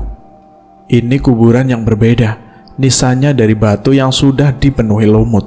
Dengan pelan, aku bergeser mendekat. Aku bersembunyi di balik batu nisan. Dari baliknya, dengan ketakutan aku mencari-cari sosok yang mendekat, tapi yang tampak hanya kabut. Kesempatan ini kugunakan untuk mengatur nafas dan menenangkan riuh detak jantungku. Dengan pelan, ku sentuh kantong celanaku, khawatir jika pembalut itu jatuh, tapi benda itu masih di sana. Kepakan sayap terdengar lagi, dan tiba-tiba dari balik kabut gagak hitam itu muncul dan langsung mendarat di batu nisan di atas kepalaku. Aku kaget setengah mati, menghindar berguling menjauh. Gagak itu diam di sana, seakan tidak peduli. Dia mengembangkan sayap hitamnya dan mulai mematuk-matuk sayap itu. Aku masih mengawasinya waspada. Berbagai kejadian malam ini mengajariku, apapun bisa terjadi. Leherku kaku, tapi aku tak ingin mengalihkan pandangan dari burung ini. Aku meyakinkan diri agar siap jika burung itu berubah menjadi kuntilanak atau setan apapun. Tapi burung itu sama sekali tidak mempedulikanku. Dia mengepakkan sayapnya, lalu turun ke atas pusara kuburan itu.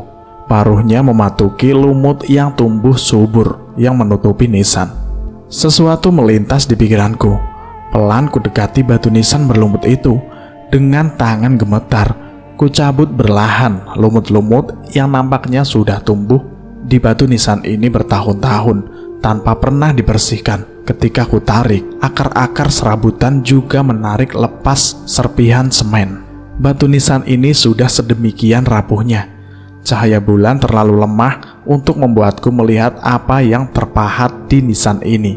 Jadi aku menempelkan jariku, berusaha membaca dengan tangan. Huruf pertama yang terbaca adalah huruf M. Berikutnya, tanpa susah payah, aku mengenali huruf itu adalah huruf O. Aku kesulitan mengenali huruf berikutnya, patahannya sudah halus. Guratan hurufnya juga agak samar. Apakah huruf K? Sebuah tangan tiba-tiba muncul dari belakang dan menarik tanganku. Aku langsung histeris.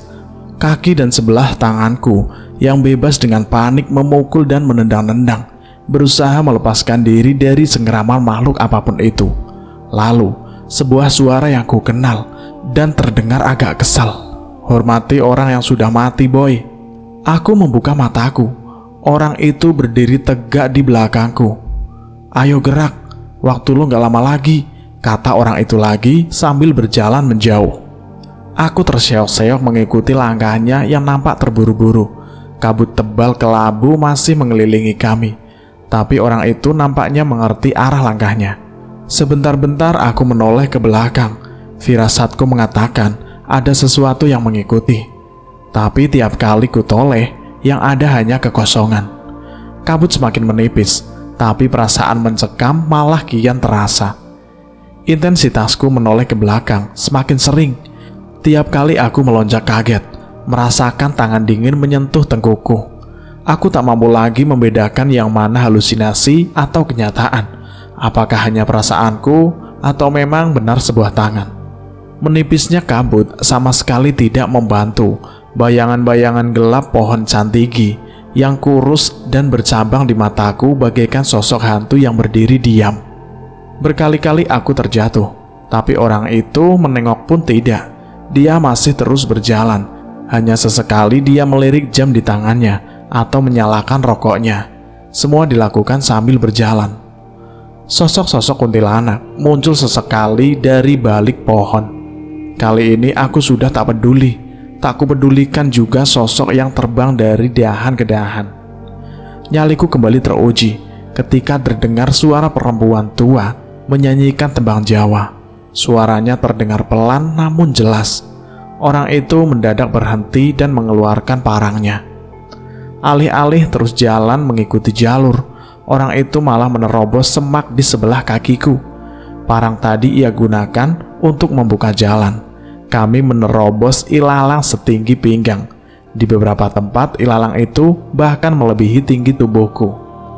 Sebuah tangan menjulur dari balik semak, tapi dengan entengnya orang itu mengayunkan parangnya dengan cepat. Tangan itu putus dan berubah menjadi kabut. Seiring jalan, juluran tangan itu semakin banyak. Mereka tidak hanya muncul dari balik semak, tapi juga dari bawah tanah. Orang itu kembali berhenti.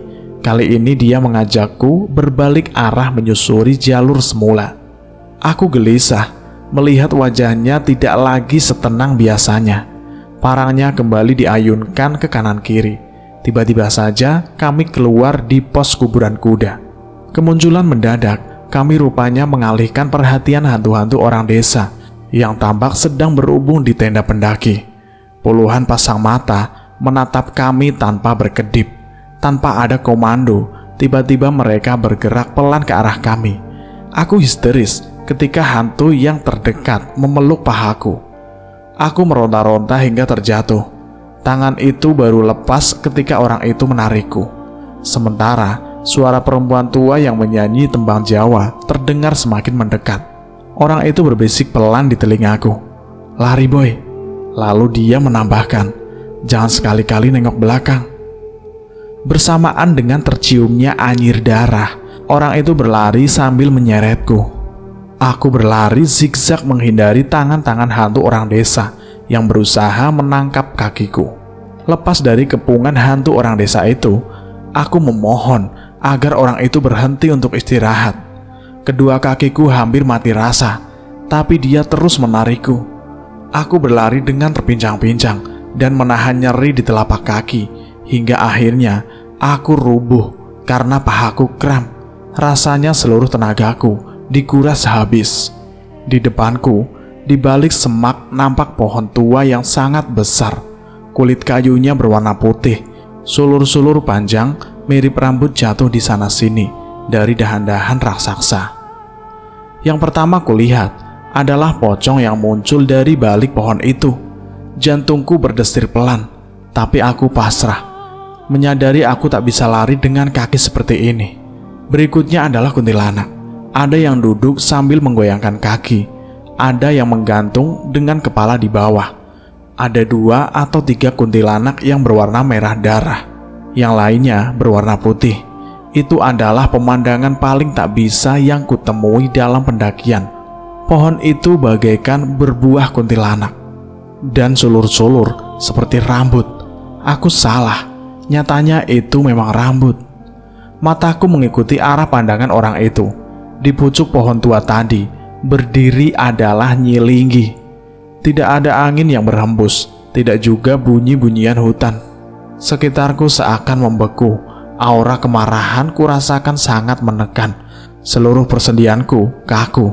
Aku bahkan tak mampu menoleh sama sekali. Mataku terpaku tanpa mampu berkedip melihat Nyi Linggi melayang turun. Orang itu masih berdiri di tempatnya, tapi kini dia agak mundur dan bergeser, menghalangi pandanganku pada Nyi Linggi. Aura mistis kurasakan semakin menjadi-jadi. Tubuhku menggigil hebat. Bukan hanya aku, tangan orang itu pun kulihat mulai gemetar. Aku langsung diserang panik. Bagaimana kalau orang itu memilih kabur dan meninggalkanku? Dengan kaki yang tak mampu digerakkan, aku merinding. Untuk pasrah pun aku tak mampu. Aku tidak ingin mati di tempat ini. Kabut tipis terlihat bergerak turun dari tanjakan terjal di sebelah kananku. Sementara kakiku, entah jalur turun atau jurang, aku tak mampu lagi mengingat aku ada di mana. Arah itu bagai terputus begitu saja, ditelan kegelapan rimbunan pohon dan ranting yang saling menyilang. Sesuatu tergantung terbalik di dalam ranting itu. Kepala dan tangannya terkulai ke bawah. Wajahnya tertutup rambut, tapi aku merasa matanya tetap lekat ke arahku. Aku bahkan sudah tak mampu lagi untuk bereaksi. Saat bau pandan tercium semakin kuat, aku sudah nyaris tidak peduli. Mungkin memang hidupku sudah tidak lama lagi. Tapi mengingat Ayu, aku merasa bersalah karena hampir menyerah. Andai waktu itu aku tak mengajaknya mendaki Ciremai. Dadaku kembali hangat. Ada setitik semangat yang muncul. Aku sudah sejauh ini. Aku mesti berhasil. Kami berdua harus kembali ke Jakarta. Kembali kehidupan normal kami seperti biasa. Seiring ketenangan yang muncul, kakiku kembali mampu bergerak walau lemah. Berlahan ku coba berdiri. Rupanya itu hanya ketenangan palsu. Kembali aku terjatuh. Kakiku terlalu lemah untuk berdiri. Dengan tangannya yang bergetar, orang itu memberikanku aba-aba untuk diam. Dengan wajah pucatnya, Nyilinggi berdiri di sana, hanya terpisahkan oleh jalur. Dia mematung. Di atasnya di dahan-dahan pohon, kuntilanak bergerak-gerak dengan ganjil. Di tengah ketegangan yang memuncak, telingaku mendengar sesuatu. Suaranya berasal dari arah jalur bawah. Mataku membelalak ketika sesuatu itu akhirnya muncul. Itu adalah suara rombongan beberapa pendaki yang naik malam ini. Orang yang terdepan nampak membawa karir ukuran besar, membuat jalannya membungkuk. Di belakangnya mengekor dua orang lain. Jalannya terseok dan nampak kepayahan. Aku tegang menyaksikan mereka melintas di antara orang itu dan Nyilinggi. Tapi seperti pendaki sebelumnya, mereka pun nampaknya tak melihat kami. Semua mata menatap para pendaki itu. Bola mata Nyilinggi bergerak mengikuti langkah pendaki terakhir yang tiba-tiba berhenti. Orang yang terdepan nampak membawa karir ukuran besar, membuat jalannya menggungguk. Di belakangnya mengekor dua orang lain. Jalannya terseok-seok dan tampak kelelahan. Aku tegang menyaksikan mereka melintas pelan di antara orang itu dan Nyilinggi. Tapi seperti pendaki sebelumnya, mereka pun nampaknya tidak melihat kami. Semua mata menatap para pendaki itu. Bola mata Nyilinggi bergerak mengikuti langkah pendaki terakhir yang tiba-tiba berhenti. Jantungku mencelos mendengar pendaki itu berteriak memanggil dua temannya. "Woi setan, istirahat dulu sebentar. Capek banget gua nih anjing." Dengan takut, ku beranikan diri melihat Nyilinggi. Aku ngeri membayangkan reaksinya mendengar ocehan tidak sopan barusan. Dengan pelan dan terpatah-patah, kulihat wajah Nyilinggi menoleh ke arah pendaki itu. Matanya merah dan jelas tampak marah. Aku komat-kamit berdoa supaya pendaki itu segera pergi. Tapi dia masih diam di sana. Tangannya bertumpu pada trekking pole. Dia kelihatannya sedang mengatur nafasnya yang sedang kempas-kempis. Dua temannya berdiri menunggu tidak jauh di atasnya. Salah seorang berteriak, "Tunggu sedikit lagi, nanti ngecamp di tanjakan Seruni aja." Seseorang yang lain menambahkan, "Udah gua bilang, lebih enak lewat Palutungan kalau naik. Turunnya baru lewat Linggarjati. Lu sih ngeyel kalau dibilangin." Pendaki terakhir itu tertawa-tawa kurang ajar sambil berkata, "Sama aja lah lewat mana aja. Ini memang gunung gak bener. Semua jalurnya nyusahin. Gunung brengsek." Dalam sekejap, suasana berubah. Udara seakan sedingin es. Tangan pucat Nyilinggi bergerak, nampak mengancam dengan kukunya yang runcing dan hitam. Sosok bayangan hitam bergerak cepat dan menabrak pendaki itu yang sama sekali tidak menyadari situasi. Aku menunggu dengan tegang yang akan terjadi. Tapi sosok hitam yang masuk ke tubuhnya rupanya tidak langsung menampakkan efeknya. Dia masih tertawa dengan kurang ajar. Dengan jari-jarinya yang tajam, tangan Nyilinggi terulur sambil dia melangkah ke arah pendaki itu.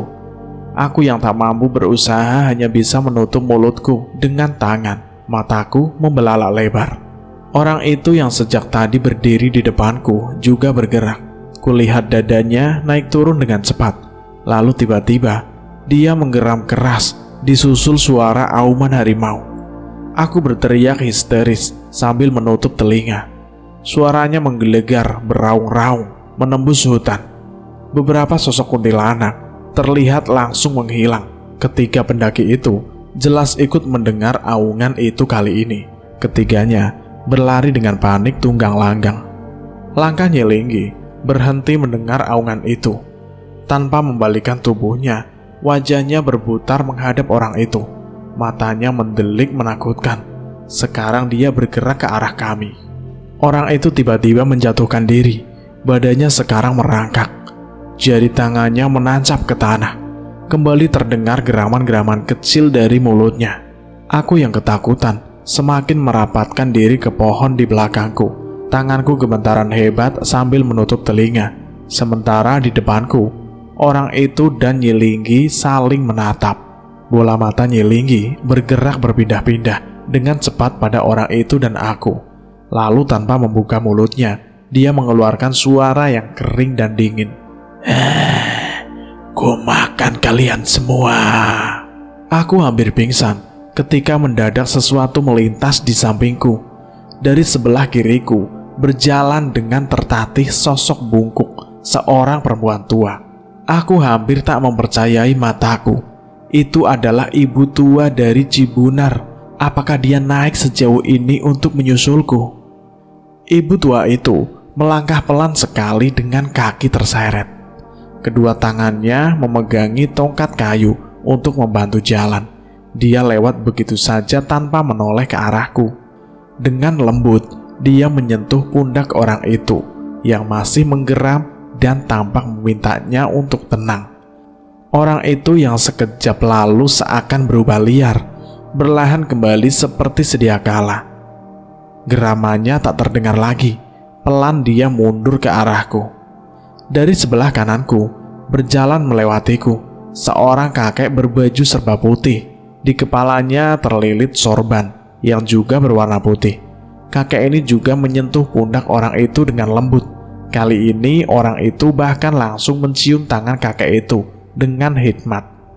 Nyilinggi nampak melayang sejengkal dari tanah. Wajahnya yang pucat nampak semakin pucat. Bola matanya bergerak-gerak liar. Sebuah suara terdengar marah. Kalian! Ibu tua itu menatap Nyilinggi, lalu dengan tenang memperhatikan sekeliling. Kakek putih itu sekarang berdiri di samping si ibu tua itu. Jubah putihnya nampak bergerak-gerak, pelan tertiup angin yang tiba-tiba berhembus pelan. Linggi, ucap si kakek putih tersebut. Ada apa ini, Linggi? Tanpa membuka mulutnya, Nyilinggi berteriak marah. Jangan ikut campur, bukan urusan kalian. Matanya melotot, tapi dia bergerak mundur dengan berlahan. Anak-anak ini harus mati. Aku menggigil mendengarnya. Ancaman itu ditunjukkan untuk aku dan Ayu. Tatapannya menancap dingin ke arahku. Linggi, barang siapa membunuh seorang manusia, itu sama dengan membunuh seluruh manusia. Kakek itu berkata dengan lembut sambil memutar-mutar tasbih di tangannya. Sekali lagi suara dingin Nyilinggi menggelegar. Barang siapa membunuh seorang manusia, bukan karena itu membuat kerusakan di muka bumi, maka seakan-akan dia telah membunuh manusia seluruhnya. Dan barang siapa yang memelihara kehidupan seorang manusia, maka seolah-olah dia telah memelihara kehidupan manusia semuanya. Nyilinggi tertawa mengerikan dan disusul sebuah bisikan. Al-Maidah ayat 32. Perlahan jarinya yang putih pucat terangkat dan menunjuk tepat ke arahku. Anak ini telah berbuat kerusakan, bisikan dengan pelan. Namun suaranya terdengar jelas. Mati jadi keharusan. Aku semakin menggigil ketakutan. Sementara Nyilinggi tertawa-tawa semakin kencang dan terus-menerus meneriakkan satu kata. Mati, mati, mati. Kedua orang tua itu kudengar berulang-ulang istighfar sambil tak henti memutar tasbih. Manusia tempatnya salah, Linggi. Maafkanlah, akan membantumu lebih mulia. Maafkanlah kekilafannya, Linggi. Kakek itu berucap pelan. Jangan ikut campur, bentak Nyilinggi lagi. Tangannya tiba-tiba menunjuk ke arah kegelapan tempat Kalong Wewe menggantung sejak tadi. Mataku membelalak lebar. Tiba-tiba saja wajah Kalong Wewe tadi sudah berada di depanku. Tangan kanannya dengan cepat mencekik leher orang itu, sementara lidahnya menjilat wajahku. Aku menjerit ngeri melihat belatung bergerak-gerak di dalam mulutnya. Secepat kemunculannya, secepat itu juga hilangnya. Sabetan tasbih ibu tua hanya memukul ruang kosong. Kalong Wewe itu sudah hilang diiringi suara cekikikan yang membahana dalam kegelapan. Orang itu terbatuk-batuk hebat sambil memegangi lehernya yang sekarang tampak menghitam. Sementara tubuhku gemetar tak terkendali. Nyilinggi melayang mendekat, lalu hilang. Sosoknya muncul di balik pohon tua itu. Sebentar kemudian hilang. Sosoknya muncul lagi di atas dahan, hilang lagi. Tapi dia tak pernah muncul terlalu dekat untuk mampu menjamahku. Aku dengan panik mencari-cari setiap dia hilang dan menatap dengan was-was setiap dia muncul. Tapi dimanapun dia muncul, matanya selalu terpaku, menatapku tanpa ekspresi. Suara-suara berisik dari segala arah menghujani telingaku dengan kata-kata mati, mati, mati dan mati. Semakin erat kututup telingaku, suara-suara itu justru semakin jelas. Aku yang kalut berteriak-teriak histeris, berusaha menenangkan suara-suara itu dari kepalaku. Orang itu dengan kasar menarik tanganku yang membekap erat telingaku sambil membentak, "Istighfar, ingat Tuhan, lo orang Islam bukan?" Mataku membelalak menatap orang itu. Mulutku dengan refleks mengulang-ulang istighfar, tapi suara-suara di kepalaku justru semakin keras. Aku memukul-mukul kepalaku dengan panik, berharap suara itu segera lenyap. Orang itu kembali membentakku, "Istighfar!" Suaraku bergetar lirih. "Astagfirullah, astagfirullah, lebih keras weh. Astagfirullah, astagfirullah." Orang itu menampar pipiku dengan kencang sambil berteriak, "Lebih keras." "Astagfirullahaladzim, wala hawla wala quwata illa billahil aliyyil adzim." Aku menjerit sejadi-jadinya sambil menangis. Badanku turun naik, nafasku tak beraturan. Orang itu dengan lembut menyentuh bahuku. Dia tersenyum. Tiada daya dan upaya kecuali dengan kekuatan Allah yang maha tinggi lagi maha agung. Air mataku mengalir deras, tak mampu terbendung. Bibirku bergetar pelan. Dalam isaku, istighfar terucap secara refleks. Seluruh tubuhku gemetar dengan hebat, tapi suara-suara itu sudah hilang. Orang itu menampar pipiku dengan pelan. Senyumnya tersungging menghina. "Dasar bocah." Kakek putih itu maju selangkah mendekati Nyilinggi yang kini melayang beberapa meter di depannya. "Lepaskan anak ini, pergilah Linggi." Suara lembut kakek itu pelan tapi terdengar wibawa. Tangannya tak henti-hentinya memutar tasbih. Nyilinggi memiringkan kepalanya, memandangi kakek itu dengan tajam, seakan tak mendengar. Dia tersenyum dan terus-menerus berkata mati, mati dan mati. Aku kembali meremas telingaku ketika tiba-tiba terdengar suara lengkingan yang menekankan. Sosok menjijikan Kalong Wewe berdiri tak bergerak tepat di depan ibu tua. Tangannya yang penuh borok dan berkuku tajam tergantung di udara di depannya dengan mata terpejam. Ibu tua tampak berkomat kamit tanpa suara. Semakin cepat ibu tua itu memutar tasbihnya. Makhluk itu menjerit semakin keras ketika akhirnya ibu tua itu membuka mata. Diiringi jeritan sakitan, makhluk itu terbakar habis menjadi abu. Nyilinggi melihat kejadian itu dengan diam. Kemarahan nampak dari tangannya yang bergetar. Aura murkanya meledak dalam keheningan. Perlahan bibirnya yang selama itu tertutup kini pelan-pelan terbuka. Sebuah kalimat yang dia katakan berikutnya langsung membuat kakek putih itu waspada. "Nyawa bayar nyawa." Kakek putih itu tampak mengatakan sesuatu kepada ibu tua dengan hikmat. Ibu tua itu mendengarkan, disusul dengan anggukan. Perlahan dia menoleh pada orang tua itu yang sedang memegangi lehernya yang menghitam. Tanpa mengatakan apapun, dia hanya mengangguk. Tapi nampaknya orang itu pun mengerti. Dia memapahku untuk berdiri. Rupanya kami diminta untuk segera turun dan meninggalkan kakek putih itu dengan Nyilinggi. Sebelum pergi, kulihat ibu tua itu mencium tangan si kakek. Dengan lembut kakek putih itu menepuk pundaknya, disusul orang itu yang tidak hanya mencium tangan, tapi juga bersimpuh andai saja tidak ditahan oleh si kakek. Dan seperti juga kepada ibu tua, kakek ini pun menepuk pundak orang itu.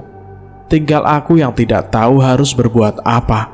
Akhirnya aku pun mengikuti keduanya, mencium tangan kakek putih itu.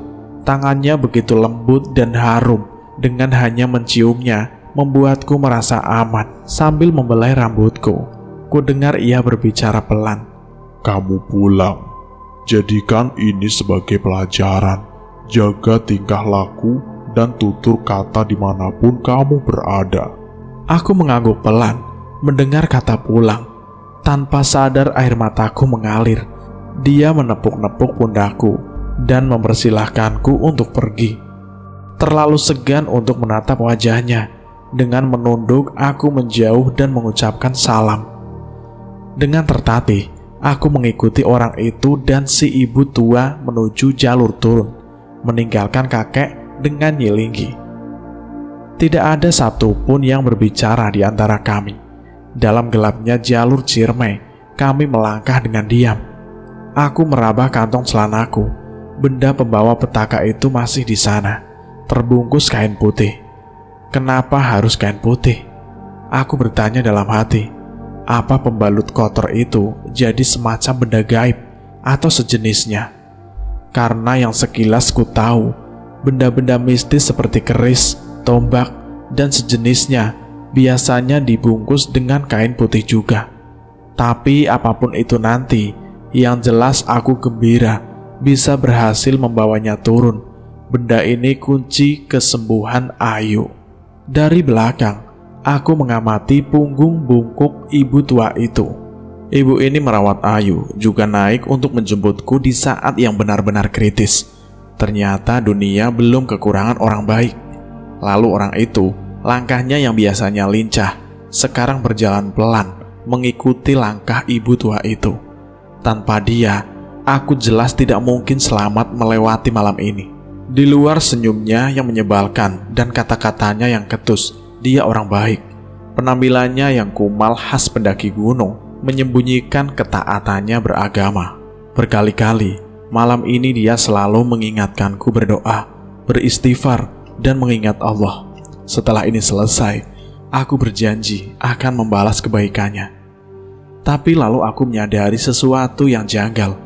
Aku naik lagi untuk mengambil kotoran sial itu sebagai syarat kesembuhan Ayu. Kenapa makhluk-makhluk itu malah menghalangiku? Bukannya seharusnya mereka justru senang? Kenapa mereka malah menerorku sepanjang perjalanan? Bukannya hanya teror biasa, mereka berniat mencelakakanku. 1000 pertanyaan tiba-tiba menyeruak di kepalaku. Malam ini benar-benar tidak akan pernah kulupakan sepanjang hidupku. Orang itu melirikku. Senyumnya tampak jahil. Kapok ya, naik gunung Ciremai boy? Aku cuma bisa tersenyum ditanya begitu kapok. Jelas banget, bukan cuma Ciremai. Sepertinya setelah ini aku pensiun naik gunung. Jangan lemah boy.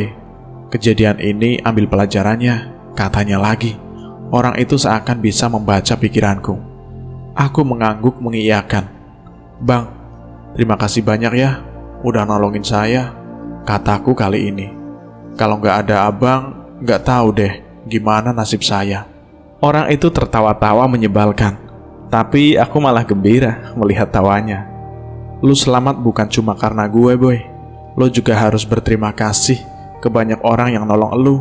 Ada Mak Encep, orang-orang di Cibunar, orang tua lu yang nggak putus doain lu di rumah Ayu, termasuk Nyilinggi dan tingkatin ibadah lo sebagai wujud syukur sama yang maha besar, jawab orang itu. Kemudian dia melanjutkan, ada maksud dari setiap kejadian boy. Maksudnya apa bang? Tanyaku tak mengerti. Jangan jadiin ini pelajaran pribadi lo. Ceritain ini ke teman lo, ceritain ke banyak orang. Kalian manusia gak hidup sendiri. Ada makhluk lain yang berbagi dunia dengan kalian. Berhentilah melakukan kerusakan di bumi. Iya bang. Balasku singkat. Kata-katanya barusan terasa meresap di hatiku. Oh iya bang. Tadi kakek tua itu siapa bang? Tanyaku kepada orang itu. Orang itu cuma tersenyum.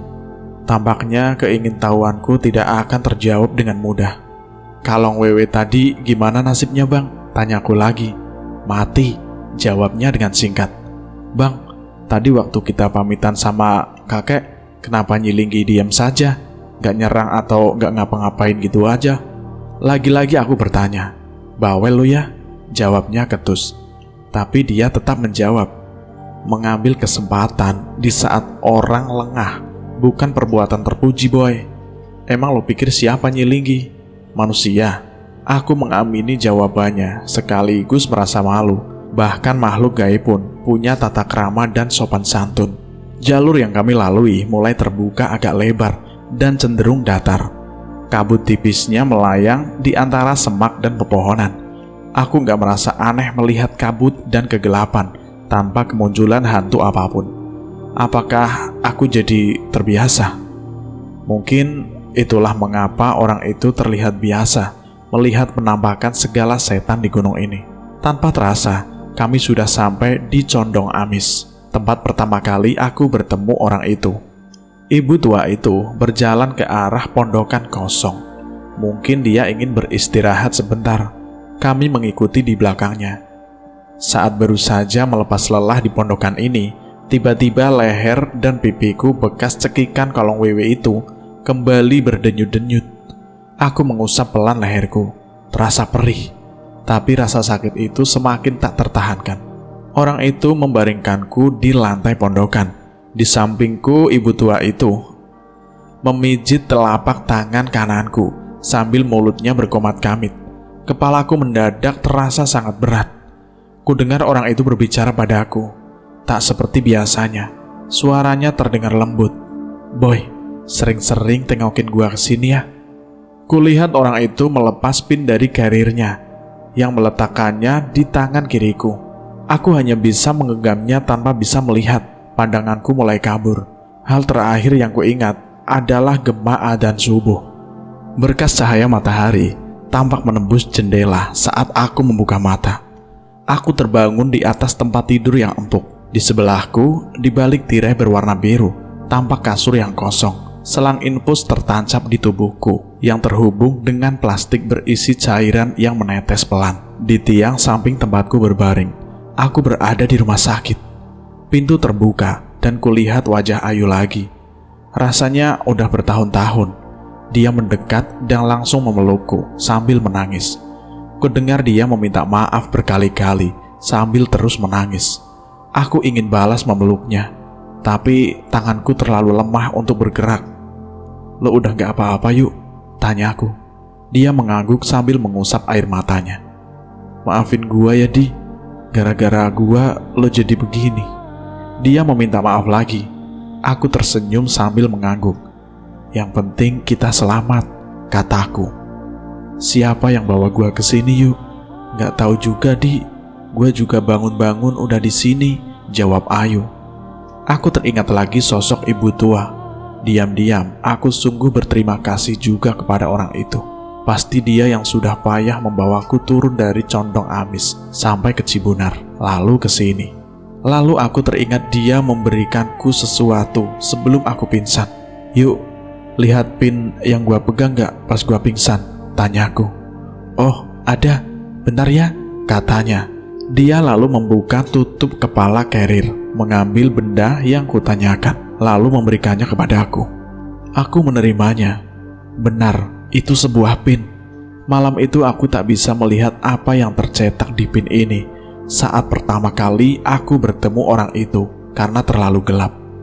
Aku memperhatikan gambar yang tercetak di sana. Tampaknya sebuah logo. Gambar cicak dan gunung.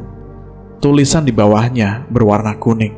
Sudah agak pudar, tapi masih terbaca olehku. Edgy Mountain.